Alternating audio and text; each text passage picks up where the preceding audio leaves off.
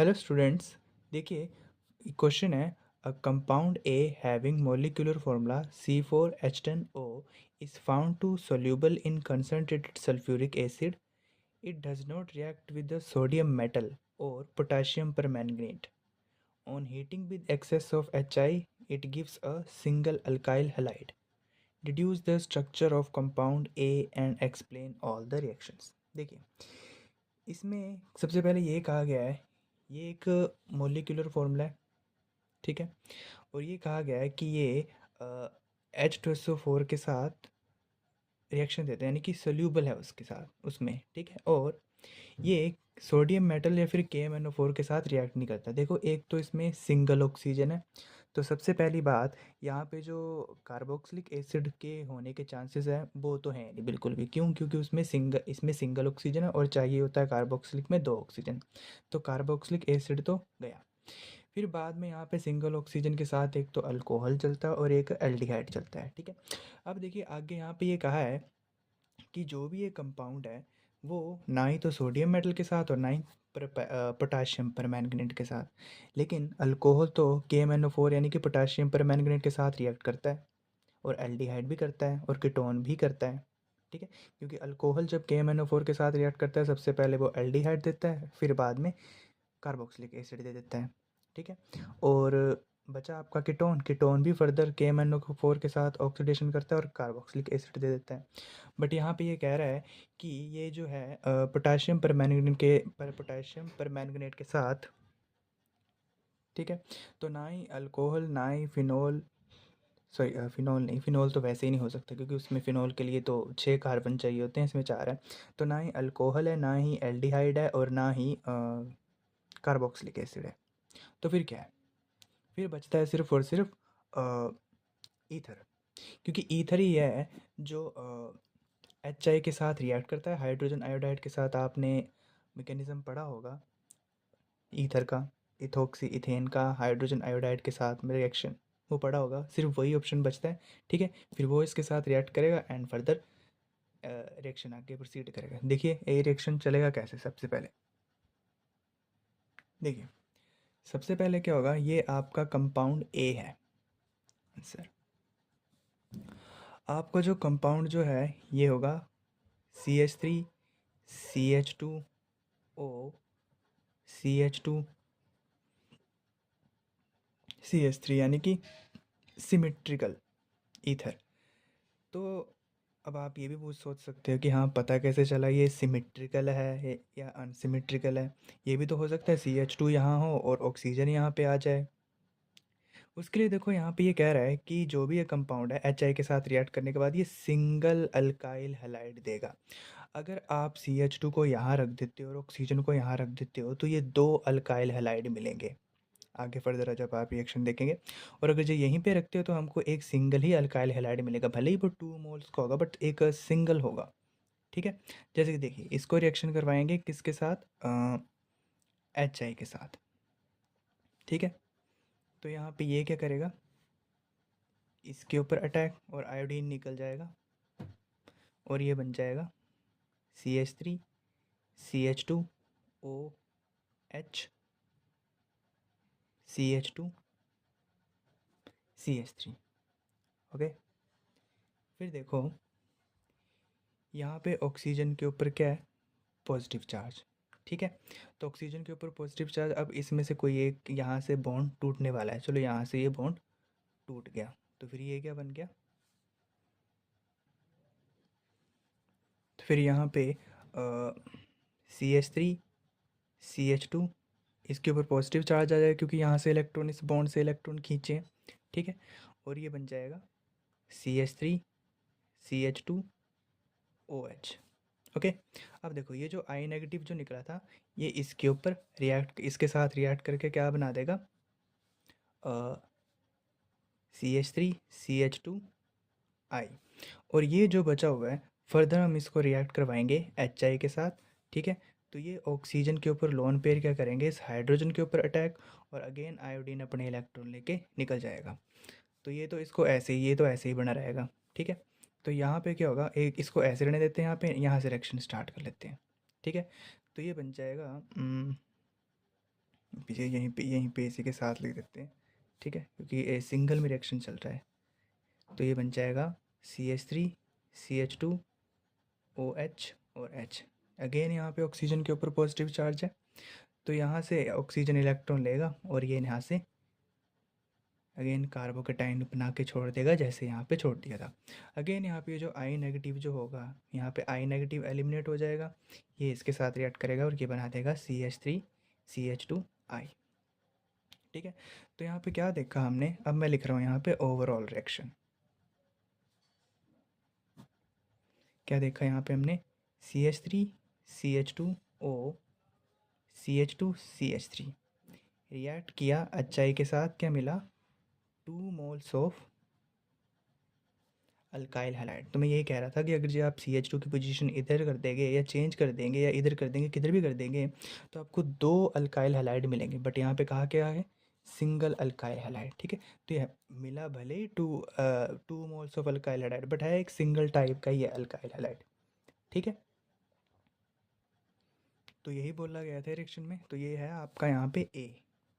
ठीक है, A ये है, तो यही बोला गया था रिएक्शन को फर्दर एक्सप्लेन कीजिएगा सारे के सारे रिएक्शन को। ठीक है, तो आप ये बता देना इसमें कि हाँ, अगर जे हम KMnO4 के साथ ये कंपाउंड A आपका रिएक्ट नहीं कर रहा है ना, A आपका जो है KMnO4 और सोडियम मेटल के साथ नहीं रिएक्ट कर रहा है, इसका मतलब क्या है कि ये ना ही तो अल्कोहल है और ना ही आपका एल्डिहाइड है। ठीक है, और ना ही ये आपका क्या कीटोन है। ठीक है, और कार्बोक्सिलिक एसिड तो हो ही नहीं सकता, क्योंकि उसके लिए तो 2 ऑक्सीजन की रिक्वायरमेंट होती है। ठीक है, अब देखिए नेक्स्ट क्वेश्चन है, a transition metal A has a spin only magnetic moment value 1.8 Bohr magneton, but it is reacted with dilute when it is reacted with dilute H2SO4 in the presence of air, a compound B is formed. B react with compound C to give a compound D with the liberation of iodine. Determine A, B, C and D। देखिए, इसमें सबसे पहले ये बात बोली गई थी कि ट्रांजिशन मेटल का जो मैग्नेटिक मोमेंट जो है, मैग्नेटिक मोमेंट जो है ए ट्रांजिशन मेटल, उसका मैग्नेटिक मोमेंट कितना है, 1.8 बोहर मैग्नेटॉन। तो यहाँ पे सबसे पहले एक काम कीजिए आप, number of unpaired actually question inorganic का हो गया है। ठीक है, तो कोई बात नहीं, कर लेते हैं। तो इसमें मैग्नेटिक मोमेंट 1.8 दिया हुआ है, तो आप इसमें यहाँ पे नंबर ऑफ अनपेयर्ड इलेक्ट्रॉन निकाल सकते हो। ठीक है, कैसे निकालोगे, अगर ये देखो n की वैल्यू 1 होती है तो मैग्नेटिक मोमेंट कितना होता है, अराउंड 1.8 के आसपास होता है। और अगर जे यहाँ पे लिख देता हूँ, अगर अगर जे यहाँ पे n की वैल्यू 2 होती है तो मैग्नेटिक मोमेंट अराउंड 2.89 के आसपास होता है।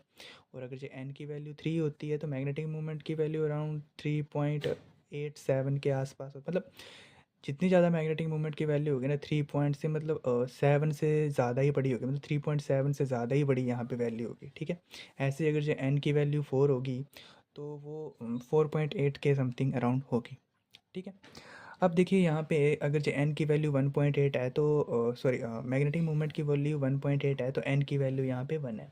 और अगर जो n की वैल्यू 1 है तो n क्या रिप्रेजेंट करता था, n यहाँ पे रिप्रेजेंट करता था नंबर ऑफ अनपेयर्ड इलेक्ट्रॉन। ठीक है, एन यहाँ पे रिप्रेजेंट करता था नंबर ऑफ अनपेयर्ड इलेक्ट्रॉन। अब देखो इसमें नंबर ऑफ अनपेयर्ड इलेक्ट्रॉन एक है, तो ये होगा कौन सा ट्रांजिशन एलिमेंट, कौन सा ट्रांजिशन एलिमेंट होता है जिसमें नंबर ऑफ अनपेयर्ड इलेक्ट्रॉन जो होते हैं वो एक ही होता है। Yes, copper. ठीक है, कॉपर Cu2+, आप उसमें देखोगे उसमें नंबर ऑफ अनपेयर्ड इलेक्ट्रॉन जो होता है वो 1 ही होता है। ऐसा क्यों, क्योंकि जब ये आगे ये बोल रहा है ना कि जब हम इसको रिएक्ट करवाते हैं, मतलब इतना पता चल गया कि हाँ, ट्रांजिशन मेटल जो है ये कॉपर ही है। ठीक है, यहाँ पे जो ट्रांजिशन मेटल जो है वो कॉपर ही है, क्योंकि कॉपर ही जो है वो एसिड के साथ रिएक्ट करता है in the presence of air. ठीक है, और वो बाद में फर्दर कंपाउंड बना देता है। ठीक है, तो यहाँ पे क्या होगा, इसका केमिकल रिएक्शन कैसे होगा, कॉपर रिएक्ट करेगा एसिड के साथ in the presence of O2। ठीक है। तो ये बना देगा कॉपर सल्फेट। ओके। और साथ में ये यहाँ पे बन जाएगा H2H। बैलेंस नहीं है ये इक्वेशन, ठीक है। इसको बैलेंस कर लेते हैं 2 मोल्स ऑफ रिएक्ट करवा के। एंड ये यहाँ पे हो जाएगा ऐसे। अब बैलेंस होगी। ओके। फिर आगे कह रहा है कि कंपाउंड बी जो है वो रिएक्ट करता है, ठीक है। तो ये रहा आपका कंपाउंड ए, और ये इस यहाँ पे इसने कहा था बी, ठीक है। और इसने कहा कि जो कंपाउंड जो है बी रिएक्ट करेगा सी के साथ, तो यहाँ पे क्या देगा डी और लिबरेशन ऑफ आयोडीन। देखिए आयोडीन कहाँ से मिलेगा, आपको पता हो अगर जी आपने रिएक्शन पढ़े हों इनऑर्गेनिक के, तो कौन से के साथ आयोडीन हमें मिलता है, यानी कि यहाँ पे कम से कम यहाँ पे क्या बना होना चाहिए, यहाँ पे बना चाहिए होना चाहिए कॉपर आयोडीन, तभी फर्दर वो डिसोशिएट होके आयोडीन देगा। तो किसके साथ यहाँ पे रिएक्ट करवाया जाता है कि यहाँ पे आपको आयोडीन मिल जाए,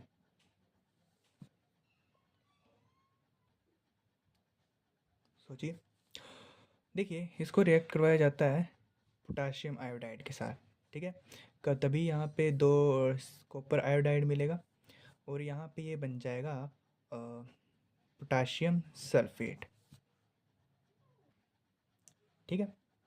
तो यहाँ पे कॉपर को बैलेंस करने के लिए हो जाएगा 2, और सल्फेट एक्चुअली यहाँ पे एक ही जाएगा, ठीक है, Cu2+ और I नेगेटिव, ठीक है। तो ये आपका हो गया सी। अब डी क्या हुआ, इसी से ही डी मिलेगा आपको, ठीक है। तो ये जो है आपका कॉपर आयोडाइड डिसोशिएट होगा, और इतना तो पता है आयोडीन तो मिलेगा ही मिलेगा साथ में, और आपको मिल जाएगा मेटल। माफ़ कीजिएगा यहाँ पे मेटल नहीं मिलेगा, एक्चुअली यहाँ पे ये रिएक्शन चलेगा कॉपर आयोडाइड के साथ, जो कि आपने पढ़ा होगा जिसको हम बोलते हैं, ठीक है। यहाँ पे जो आपको मिलेगा वो मिलेगा आपको यहाँ पे कॉपर आयोडाइड, ठीक है। ये यहाँ पे मिलेगा आपको। तो यहाँ पे इसको बैलेंस आउट करने के लिए यहाँ पे 2 मोल्स लगाने पड़ेंगे। अब देखिए ये तो जो है ना सारे की सारी रिएक्शंस याद होंगी तो हो जाएगा, ठीक है, पेपर में। तो हुआ क्या था, बस रिएक्शंस का ही सारा का सारा कमाल था, ठीक है। तो यहाँ पे ये था मेटल, H2SO4 के साथ रिएक्ट करवाने पे आपको ये मिल गया था बी। अब बी के साथ सी के साथ रिएक्ट करवाया तो ये यहाँ पे मिले। अच्छा हाँ, इसमें आयोडी डी क्या होगा, डी होगा यहाँ पे ये होगा डी, क्योंकि इसी के साथ रिएक्ट करवाने के बाद हमको मिला है ना सॉरी यहीं से मिला है ना आयोडीन। ये कहा था इसने क्वेश्चन में कि डी के साथ साथ हमें आयोडीन भी मिलेगा, तो आपका डी जो होगा वो ये होगा, ये डी, ठीक है। ये नहीं होगा, ये इसके बाद फर्दर रिएक्शन आपका चला हुआ है, ठीक है। तो ये है डी। नेक्स्ट क्वेश्चन देखिए, इसको ट्राई कीजिएगा। देखिए an organic compound A molecular formula C7H6O2 undergoes a series of reaction as is shown in the below the reaction, write A B C D and E। देखिए इसमें क्या होगा, देखिए सबसे पहले आपको यहाँ पे ये कंपाउंड दे दिया गया है, आपको क्या बताना है, ये ए। देखिए ये आपको कब मिला होगा, जब इसके साथ NH3 रिएक्ट करवाया होगा, मतलब यहाँ से NH3 तो एलिमिनेटेड ही होगा, ठीक है। इतना तो पता चल गया कि हाँ यहाँ पे जो है आपका ए जो है वो बेंजीन रिंग ही है, और उसके ऊपर एक और कार्बन लगा हुआ, क्योंकि 7 कार्बन है ना, तो 6 तो टोटल कार्बन है ही। और देखिए NH3 के साथ रिएक्ट करवाने के साथ आपको ये मिल रहा है, ठीक है। तो यहाँ पे देखिए हाइड्रोजन कितने हैं, 1 2 3 4 5, ठीक है। और तो 5 तो हाइड्रोजन यहाँ पे हो गए पूरे। अब कार्बन रह गए, बाकी एक बचा हुआ है हाइड्रोजन, ठीक है। तो कार्बन 1 2 6 कार्बन ये और 7 ही हो गए, तो 2 ऑक्सीजन बचे हैं। ठीक है। तो ये यहाँ पे दो ऑक्सीजन यहाँ पे लगा दिए और हाइड्रोजन यहाँ पे लगा दिए। तो इसको जब NH3 के साथ रिएक्ट किया है, करवाया होगा, देखिए ये कैसे चला होगा। यहाँ पे ये है NH3 के साथ H H H, ठीक है। यहाँ से H2 एलिमिनेट हो गया होगा और ये कार्बन के साथ लग जाएगा यहाँ पे, ठीक है। फिर ठीक है, तो ये आपको मिल जाएगा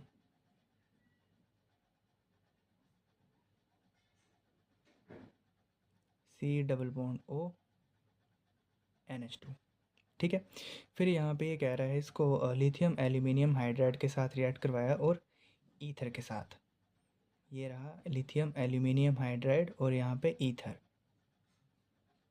तो देखिए यहाँ पे ये क्या हुआ है, सबसे पहली बात ये किसके लिए यूज़ किया जाता है ये आपको पता होना चाहिए। ये यूज़ किया जाता है रिडक्शन के लिए, ठीक है। रिडक्शन करेगा, रिडक्शन करेगा तो किसकी रिडक्शन करेगा, इसी ऑक्सीजन की रिडक्शन करेगा। आई मीन ऑक्सीजन को यहाँ से हटाएगा। तो ये यहाँ पे बन जाएगा CH2NH2, ये यहाँ पे जाएगा कार्बन के साथ, ठीक है। CH2NH, तो ये हो गया आपका यहाँ पे D।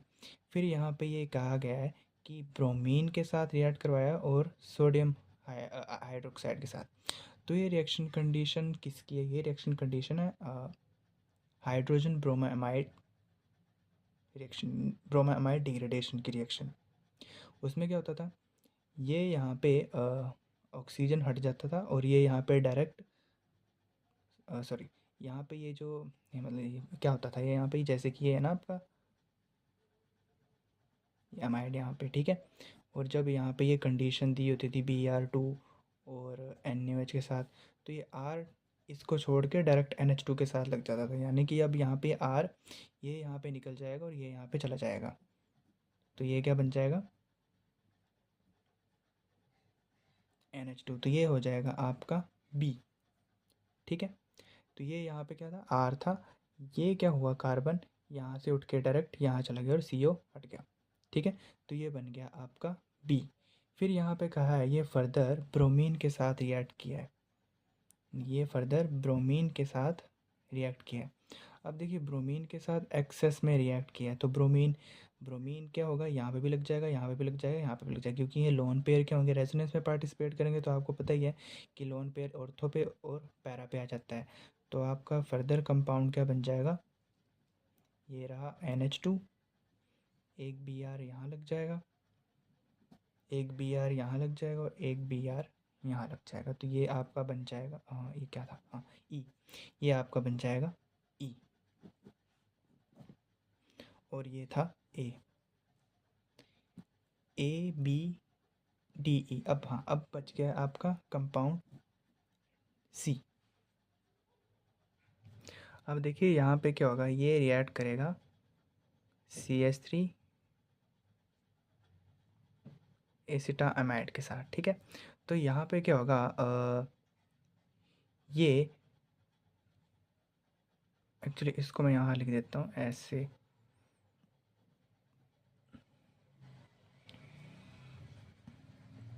एक्चुअली यही है ये कंपाउंड, इसका जो होंगे लोन पेयर क्या करेंगे यहाँ पे इसके साथ अटैक, ठीक है। और ये फिर क्या होगा, कार्बन के 5 बॉन्ड बनेंगे तो ये यहाँ से टूट जाएगा। वैसे ऐसे नहीं होता एक्चुअली, ये जैसे ही इसके साथ रिएक्ट करता है तो ये यहाँ पे आता है, ठीक है। फिर ऑक्सीजन के ऊपर नेगेटिव चार्ज, फिर यहाँ पे ये आता है, फिर जाके ये टूटता है, ठीक है। पर फर्दर हम मैं इसको ऐसे दिखा रहा हूँ, ठीक है। यहाँ पे निकल जाएगा और फिर क्या बन जाएगा ये,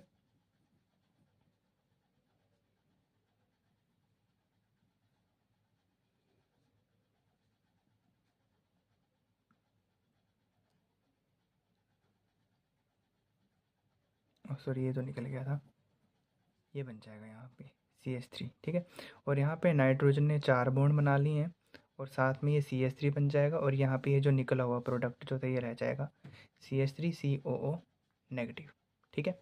अब क्या होगा, नाइट्रोजन के ऊपर पॉजिटिव चार्ज है, क्योंकि नाइट्रोजन मैक्सिमम 3 ही बॉन्ड बनाता है, चौथा बॉन्ड बनाने से उसके ऊपर पॉजिटिव चार्ज आ जाता है। तो अपनी न्यूट्रलाइजेशन के लिए होने के लिए ये इलेक्ट्रॉन यहाँ से खींच लेगा और H+ निकल जाएगा और वो H+ जो होगा वो इसके साथ रिएक्ट कर जाएगा और यहाँ पे ये बन जाएगा NH, C⋅O CH3 प्लस, और ये बन जाएगा आपका CH3COOH। तो ये रहेगा आपका डी मेन प्रोडक्ट, ये नहीं, ये तो साइड प्रोडक्ट है, ठीक है। ये रहेगा आपका C, ठीक है। तो ये था आपका A, ये रहा आपका B, ये ऐसे ही है, ठीक है। मैंने इसको रिएक्शन करवाने के लिए करवाया था। ये था आपका B, ये रहा C, और ये रहा D, और ये रहा E, ठीक है। पेपर में अलग से बता देना कि A ये है, B ये है, C ये है, और D ये है, और E ये है, ठीक है। आपको ये समझ आया हो तो आप अपने दोस्तों के साथ शेयर कीजिएगा, और अगर आप इस चैनल में नए हैं तो चैनल को सब्सक्राइब कीजिएगा, ठीक है।